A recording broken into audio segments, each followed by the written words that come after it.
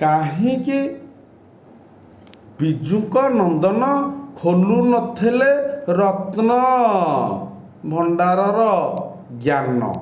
କ'ଣ ପାଇଁ ଖୋଲୁ ନଥିଲେ କି?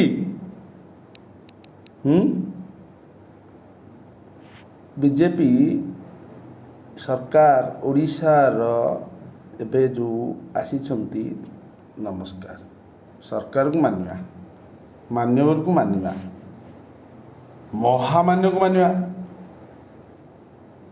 ଦ୍ରୌପଦୀ ମାତାକୁ ମାନିବା,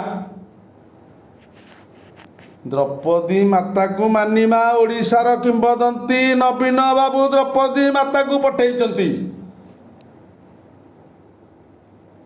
ଭଉଣୀ ପରା ଭାଇ ହାତରେ ରାକ୍ଷୀ ବାନ୍ଧିଥିଲେ, ଭଉଣୀର ସମ୍ମାନ ରଖିଛନ୍ତି ଭାଇ, ଭାଇର ସମ୍ମାନ ଭଉଣୀକୁ ଉଠେଇ ଦେଲା।